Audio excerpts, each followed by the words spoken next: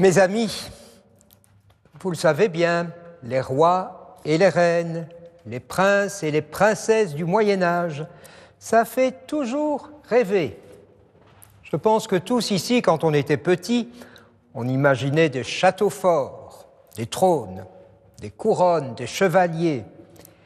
Et qui d'entre nous ici n'a pas regardé ou lu La Belle au bois dormant et son prince charmant? Voilà de quoi rêver, et voilà qui en fait aujourd'hui encore rêver plus d'un et plus d'une. D'ailleurs, peut-être appelez-vous votre bien-aimé ou votre bien-aimée « Mon prince, ma princesse, as-tu bien dormi ?» Et on dira à une petite fille qui a revêtu sa robe framboise « Tu es habillée comme une princesse. » Oui, d'accord. Mais alors, quand l'Évangile nous présente Jésus, roi de l'univers, cloué sur une croix, là on se dit, il y a quelque chose qui cloche. On s'est trompé de registre. Et c'est vrai.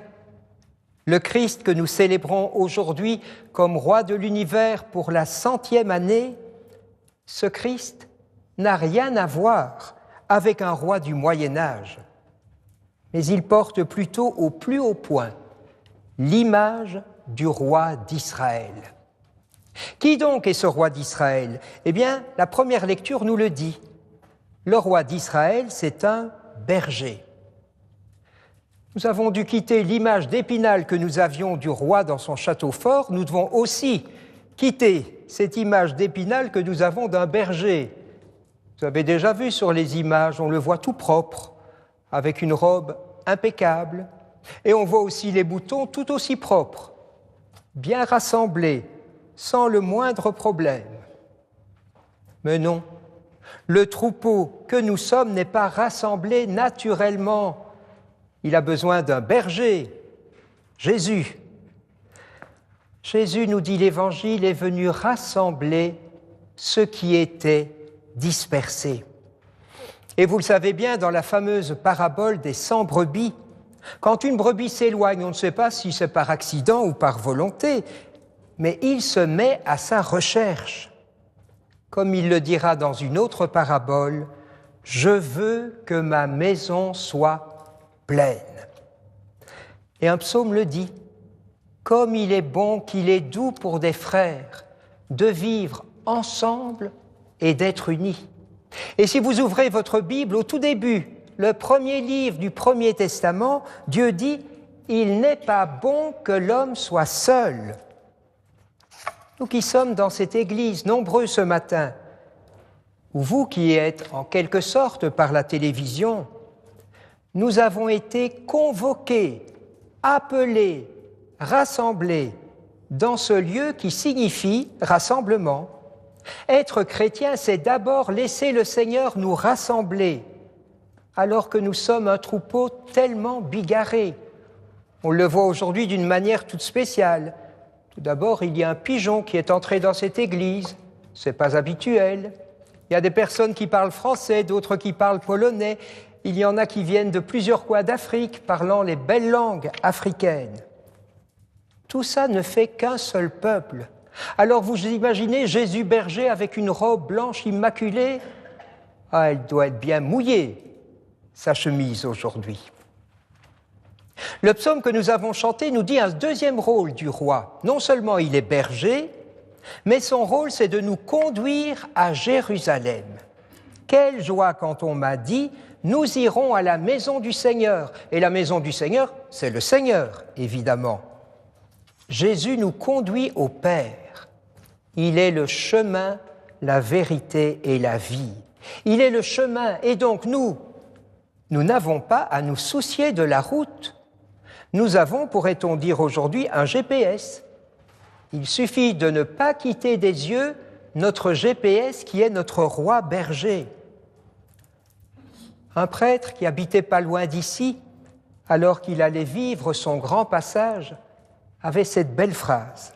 Il disait « Je ne sais pas où je vais, mais je sais avec qui j'y vais. » Il avait tout compris. C'est le nom de notre Dieu. Il s'appelle Emmanuel, Dieu avec nous. Il est le premier de cordée, pour prendre encore une autre image. Nous avons donc juste à mettre nos pas là où il a mis ses pas. Nous sommes là juste pour imiter ce que fait le Christ. C'est un grand livre qui a parcouru tout le Moyen-Âge, l'imitation de Jésus-Christ. Alors, réfléchissons. Si le mouton imite le berger, ça veut donc dire que le mouton aussi devient un berger. Waouh! Ça, c'est assez extraordinaire. C'est pour ça que nous avons l'audace de dire que les chrétiens sont lumière du monde et sel de la terre, pas par nous évidemment, mais parce que nous sommes illuminés, et on pourrait dire salés, par notre roi berger lui-même. Et avec Paul, comme toujours, nous sommes dans de la haute théologie. Nous sommes dans le royaume du Fils bien-aimé. Vous le savez bien, dans les étables, souvent le berger et les moutons dormaient ensemble, ce qui permettait au berger de profiter de la chaleur du troupeau. Dans notre royaume, on ne fait pas bande à part, on ne fait pas chambre à part. C'est normal, nous sommes dans une relation amoureuse, dans une relation nuptiale, nous dormons ensemble. Il n'y a qu'une seule étable dans laquelle est né Jésus et que les bergers et leurs troupeaux sans doute ont visité. Il est la tête du corps, la tête de l'Église. Et par ailleurs, on nous dira aussi qu'il est la porte de la bergerie, et donc forcément par là, il est la porte des bergers que nous sommes. Il est tête et porte. Mais quelle tête et quelle porte? La tête du corps, vous le voyez derrière moi, elle est couronnée d'épines. Et la porte de bois de la bergerie qui s'ouvre est devenue bois de la croix qui attache. Oui, notre roi berger est couronné d'épines, il est accroché à la croix, mais pour que nous soyons des hommes et des femmes libres, debout, ressuscités. Et il nous dit en disant qu'aujourd'hui, avec lui, nous serons au paradis. Il ne dit pas « au jour de ta mort, tu seras avec moi au paradis ». Non, aujourd'hui, car le paradis, il est déjà ici-bas parmi nous. Comment? Il y a 3 trucs. Laisse-toi rassembler, unifié par ton roi. Laisse-toi conduire par Jésus au Père. Laisse-toi faire chambre nuptiale avec lui et tu seras déjà aujourd'hui dans le paradis. Oui, heureux les invités au festin nuptial de l'agneau. Amen.